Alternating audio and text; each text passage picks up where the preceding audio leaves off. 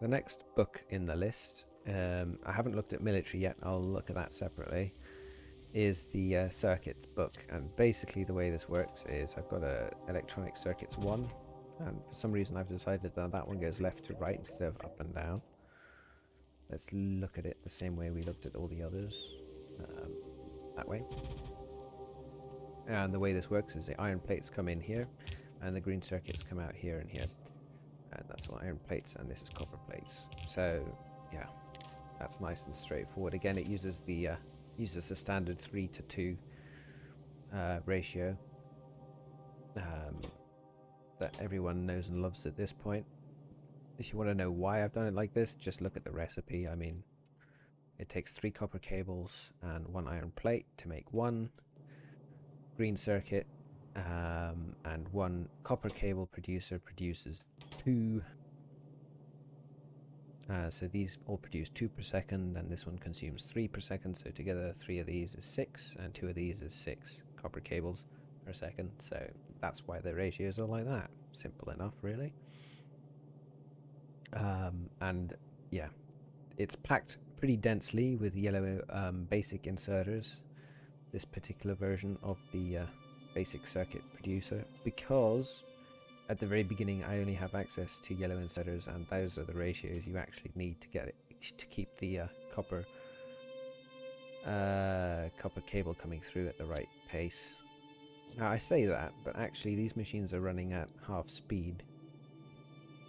No, it's still 2 per second. Yeah, it's still 2 per second, so I still need 2 of these. Yeah, because they can only hold at level 1 they can only hold 1 item.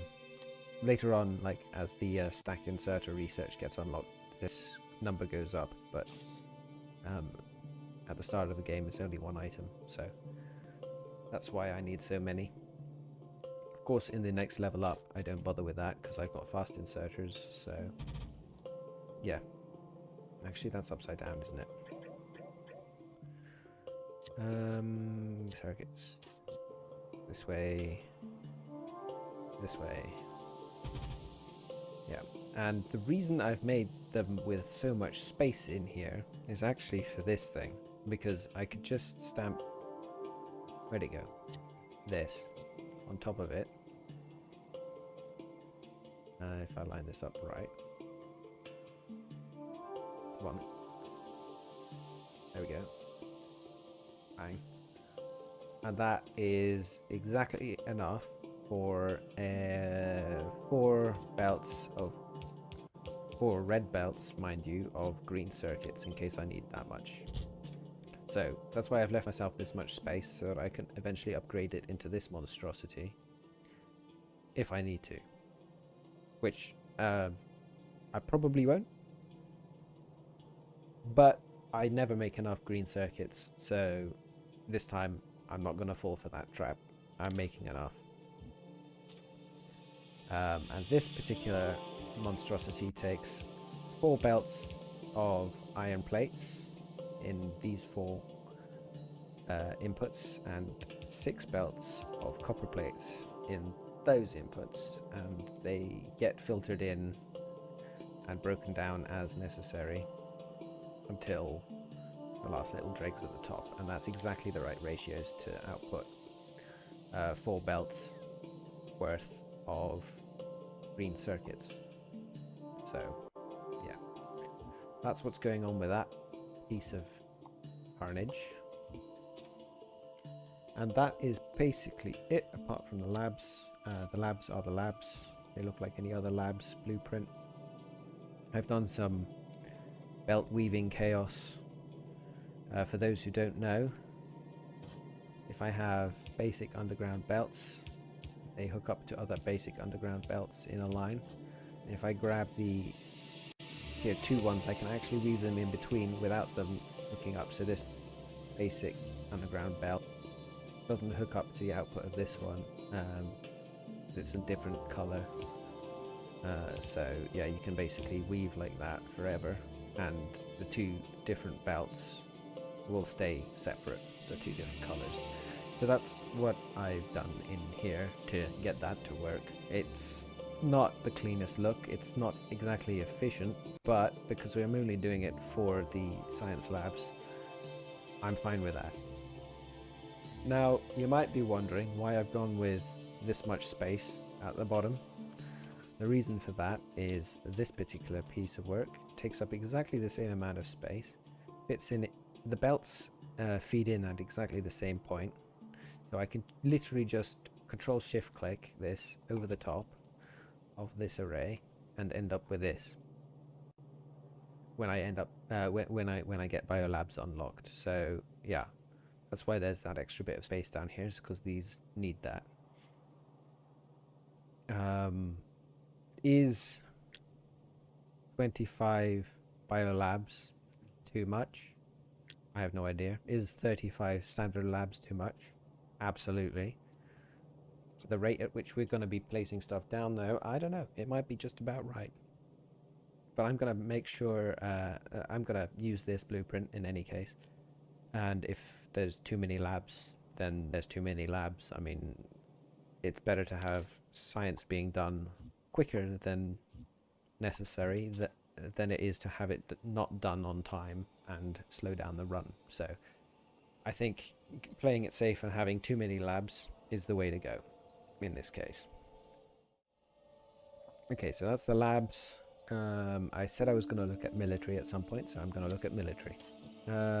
This thing is an ammo turret blueprint, which automatically requests 12 basic ammo in it. That's it. There you go. You can have a lot of these, and they all have... this one's got 24 in it, but now yeah, they all have 12 ammo in them. So, yeah. Must have clicked on that one that had 24 twice somehow. You get the idea. So that's that one, in case I need to quickly spam down some turrets with the robots. They will automatically fill it in. Now, for those wondering how to make one of those, because it's not that straightforward. It's actually a bit awkward. The way you do that is you place a ghost and make sure it's not in robot network range when you do this, because if it gets created before you make the blueprint, and if it actually gets placed like that before you make the blueprint, it doesn't work. So you have to do it in a blueprint mode, which is by shift clicking, and then you add the ammo request, which requires you to do this. And if you right click on here, why isn't that working? Come on. Oh, told you it was finicky. You have to be in map view of all things, and then you can grab this, and then you can right click into it. So when you're in remote view, then you can add requests for ammo by right clicking, or if you shift click you get sorry, not shift click, if you normal click you get 100, but if you right click you get one at a time. So I just went like this until I had 12, and then you make a blueprint with that ghost. You see that it has this icon on it, which indicates that it's requesting ammo, and that's how you get that. So yeah, in case you wanted to make that come on, in case you wanted to make that for yourself, that's how you do it. Anyway, back to the topic at hand. I've got this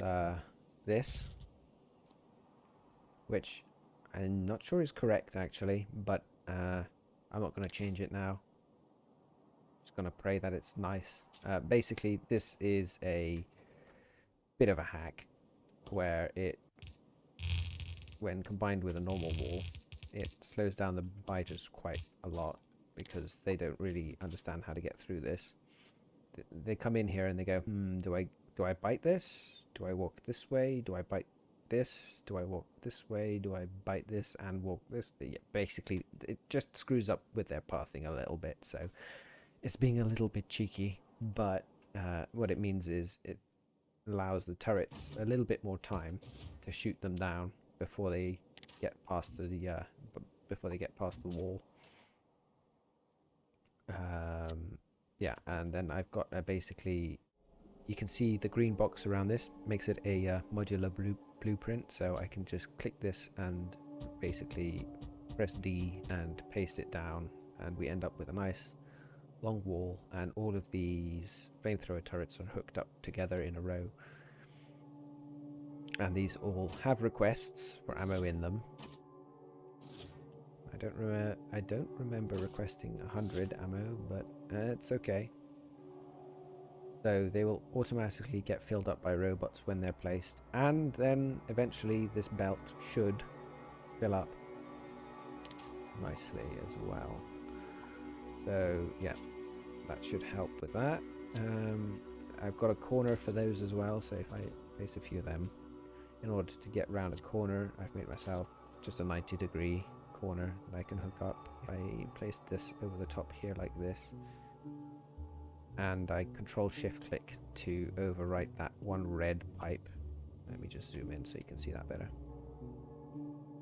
If I hold that, you can see the red pipe on to the right of that flamethrower turret. If you hold Shift and Control at the same time, it'll basically remove any structures that are in the way of this blueprint. So if I place that down, we end up with a pipe that connects up here nicely. I have to remember that when I'm placing this corner, I have to hold Control and Shift, otherwise I end up with...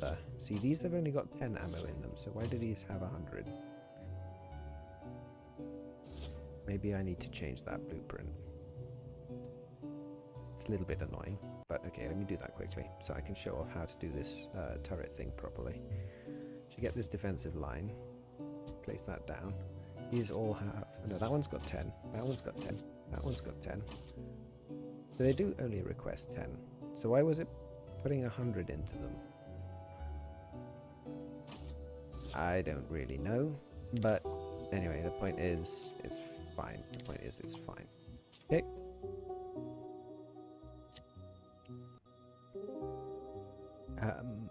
Oh yeah, and there's a version of this which has laser turrets, but as you know, one of the achievements is reach... I think it's reach space without laser turrets, so we can't put those down until we've at least left the planet. Yeah, so there is that. And that's my military one. Then I've got power one. And that basically just takes this. So that's a steam power blueprint. I've got the ratio here set to exactly 1 red belt's worth of coal. Because I'll be basically mostly feeding it coal in here. Yeah, so this one consumes exactly 1 red belt's worth of coal when the boilers are working at full pace. So that's something to think about carefully with this. But again, yeah, remember that the in the space age version of Factorio, the pump to pipe ratio is very different to what it used to be, because the offshore pump can actually produce 1,200 water per second, and the pipes fill up instantly just for the sake of it. So yeah, it's a lot easier now. You don't need to have pumps going straight into these to max out how far they can go or anything. It just fills up with 1,200 per second of water straight away. So that's what that one does. And then I've got a low power warning blueprint. This is basically just telling me when I am low on power, and it outputs when the accumulator charge output signal A is less than 80. We end up with this low power warning. So I've got that as a backup in case, because, you know, when I'm rushing around doing stuff that needs to be done on time, I'm not going to be focusing on power. So when I get the circuit network up and running, I can put this in, and I don't need to monitor power manually anymore. I can just check it. It'll alert me itself. And then I also have one for accumulators. The number on here, 4 out of 13 and 9 out of 13. So the 4 and the 9 add up to 13. Basically, that means you need 4 of these. Let's make them a square like this, and 9 of the other ones for a proper ratio Now you'll notice these also actually have a few accumulators in them. 6, 7, 8, 9. So that's the correct ratio of accumulators to solar panels. Now I know this doesn't properly match up, but it does if you have two, so yeah. It's not 100% accurate, but yeah, it's perfect enough. 1, 2, 3, 4, 5, 6, 7, 8, 9. Yeah, see, you can see it doesn't quite look neat and tidy like this. I could put 2 here now and then 2 here. And it would be the right ratio, but yeah. I have an accumulator and solar panel blueprint. I have no idea if I'm going to end up using that many accumulators, but I know I will want to place a ton of solar panels at some point for the 40 gigajoules with solar panels one, so this will be the blueprint I use for that. Obviously, we've got a no solar panel achievement as well, so until we either launch a rocket or build something else, can't place down the solar panels, but yeah. So that's that blueprint, and then last but not least, no, there's 2 more. So I've got robotics, which to be honest with you, I'm not quite happy with yet. And I've got uranium processing. So obviously the most important uranium processing blueprint is the Cove-Rex enrichment. There's a lot of flashing going on, so let's just stop it. You can see I've put efficiency modules in here because these machines consume an absolute ton of power even with the efficiency modules, so yeah, that'll help. And essentially what happens here is we get uranium 235 and 238 coming in here, and I can never remember which way around it is. The stable one is 238. So yeah, the 235 comes in here and goes on the outside of this belt, and the 238 comes in here and goes on the inside of this belt, and it all gets picked up by these inserters here, ready for Cove-Rex enrichment. I've limited these so that you don't end up with overloading this with too much. I think this is, yeah, it reads contents but not including crafting, so it'll always have it'll always try to fill up enough for one batch of crafting, and then once it's filled up it stops pulling. I haven't limited the uranium 238, only the uranium 235, because we want these to get up and running as quickly as possible, so yeah, that's why I've done it that way around. Okie dokie. Yeah, Cove-Rex enrichment done. I have the centrifuge blueprint, which I apparently didn't put a snap to grid on, so I better do that. Nope, not that one. That one. Yeah, that one. So now I can, yeah, now I can quite comfortably do this. And then, yeah, good, yeah. So the idea is if I have to do anything with a centrifuge, now there's not very many recipes that use a centrifuge, and all of them have a maximum of 2 different inputs, so it makes sense to have these only have one belt in, one belt out, which is why they've been arranged like this. I realise now that I've actually forgotten to put concrete around that one, so I'm just going to do that now quickly. Hang on, don't need that. Grab that, put that there, put that there. It's actually useful to go through this stuff on video. The width of this one is 11. Good, snap, relative, everything's still the same. Nice. Okay, and now I can do this, and we end up with concrete.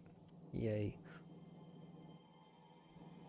Gotta have concrete in your base, guys, otherwise it's not a real base. And the last one, the last blueprint I've got, and you'll notice I've got the power icon on here because I didn't put the nuclear reactor in with the rest of power, put it in with the uranium processing, is this thing, which is a perfectly balanced and definitely not overkill 4-reactor nuclear power plant,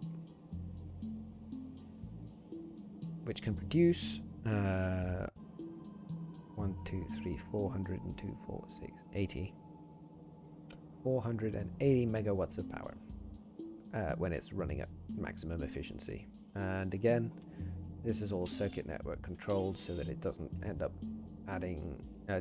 using up too much uranium fuel. I mean, it's probably overkill to limit that, but it should save a little bit at the start when uranium fuel cells are expensive. So that's that one. And I think that's it for the review of the Nauvis blueprints. Like I said, the Space, Vulcanus, Gleba, Fulgora, and Aquilo blueprints aren't really done yet. And I think I'm going to do that in the next few videos. I'm going to look through creating decent space platforms, or rockets, if you want to call them that, as cheaply as possible so that we can launch between the planets quickly and efficiently, but also in a stable manner where they don't disintegrate with the first asteroid they find. So yeah, that'll be fun. I did say at some point that I had a relatively decent set of blueprints for getting around planets, but I've changed my mind. They aren't that decent. They're actually pretty inefficient. So yeah, the plan is to change them up as soon as possible into something better. No, not as soon as possible, but before I actually start the run. So I'm going to look through my spaceship designs and clean them up as best I can. In case you're wondering, this is the one that got me to the solar system edge the first time. You can see the couple of railguns. It's actually, this is still the old version, which is significantly flawed. There's not enough basic ammo production, and there's way too much railgun ammo production. So yeah, there's a few things I need to look through on that. Yeah, but that's all for another time when I'm looking at the spaceships. And again, I did show at the start of this video that Vulcanus actually has, I've got a Vulcanus Oil processing blueprint, which also includes a decent amount of power, just the way that it's been balanced. Now, I can't show you the recipes here for the acid neutralization because this map layer surface thingy is based on Nauvis, which doesn't allow that recipe to be used. But rest assured that all of this works nicely. I've tested it, I think, and it's all hooked up, so we should see way too much lube being made, a bunch of coal liquefaction. So this uses the higher level recipe, and then there's this one which uses the basic recipe. Now the basic recipe actually doesn't allow you to switch to the higher tier one because it outputs heavy oil on all three inputs. So I can't use these for the basic level simple coal liquefaction. So I will have to make a separate line of these at some point for that, but I think I don't really need to worry about that. And again, the rest of this is just correctly balancing water for all of the cracking, the heavy to light and the light to petroleum, which all consume water. That's all balanced to the amounts that come out of here. So that should all be nice and clean at this point. Please note the word should. And again, yeah, these only activate when there's enough light oil and or petroleum gas running around. Right, yeah, if light oil is more than petroleum gas, crack it into petroleum gas. Simple enough. Yeah, so I've got all of those ready to go. That's it. That's everything that I've planned out so far. Like I said, I want to get the rest of Vulcanus planned out. I want to get a Glover at least somewhat planned out in terms of modular blueprints. Fulgora I need to look at from scratch, because the last time I looked at Fulgora I made a mess and everything turned into, well, a mess. So yeah, I mean, Fulgora is for me the worst one to try and logistically get my head around, because there's so much in between resources. There's so many bits of scrap actually, ironically, that yeah, trying to deal with that is just annoying. But I should have a fairly decent go at, well, I'm definitely going to have a decent go at it. Try anyway to get that one up and running to some sort of standard anyway. And then Aquilo, well, simple enough. Just make sure everything's connected with heat pipes and these things, heating towers, and make sure that each heating tower can at least heat the other one enough to turn on, to keep the network alive if it falls down, or to reset the network if it ever crumbles. Yeah. Oh, I should be looking at the blueprint book. That's it for this video. Yeah, thank you for sticking around through that mess, and if you've got any feedback for me, please feel free to leave it in the comments. Otherwise, I'll catch you on the flip side.